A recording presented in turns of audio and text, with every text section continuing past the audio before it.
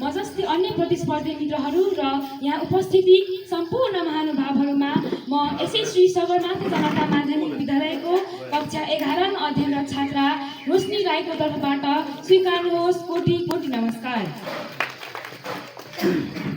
युग कवि सिद्धिचरण श्रेष्ठको 114औं जन्म जयन्तीको अवसरमा आयोजना भएको यस कविता प्रतियोगितामा मैले पनि सहभागी जनाउन पाउँदा आफूलाई निकै भाग्यशाली ठानेको छु र आयोजक र सह-आयोजक टिमप्रति विशेष आभार प्रकट गर्न चाहन्छु। आजको मेरो कविताको शीर्षक रहेको छ म एक विद्यार्थी हुँ र मेरो कविता यसरी सुरु हुन्छ।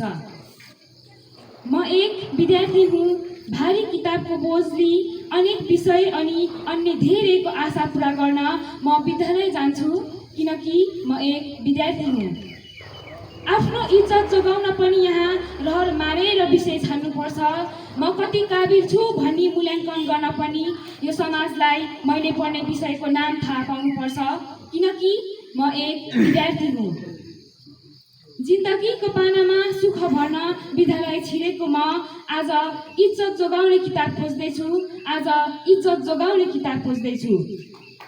खुसीको पर्खाल ठडाउने आशले बाँचेको म आज आफ्नै सपनाको हत्या गरी एकान्तमा बिलाउँदैछु किनकि आज म एक विद्यार्थी हुँ। दुःख आउँछन् पन्छाउनु पर्छ मात्र भन्छ यो समाज, दुःख आउँछन् पन्छाउनु पर्छ मात्र भन्छ यो समाज, तर कसरी पन्छाउँ?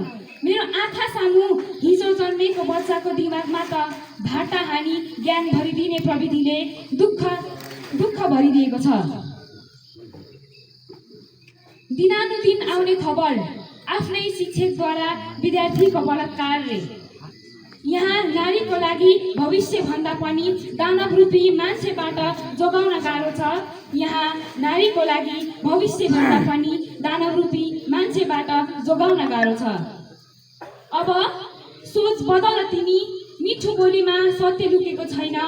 आज तिमीले विश्वास गर्ने मान्छे छ नि, हो उसैले नि तिम्रो खुट्टा तान्न बेर लाउने छैन, हो उसैले नि तिम्रो खुट्टा तान्न बेर लाउने छैन। जसको हातको स्पर्शलाई तिमी प्रेम सम्झिन्छौ नि, जसको हातको स्पर्शलाई तिमी प्रेम सम्झिन्छौ नि, उसले नै कुरूपता बोकेको छ या के छ थाहा छैन। त्यसैले ख्याल गर तिमी एक विद्यार्थी हौ, ख्याल गर तिमी एक विद्यार्थी हौ। धन्यवाद।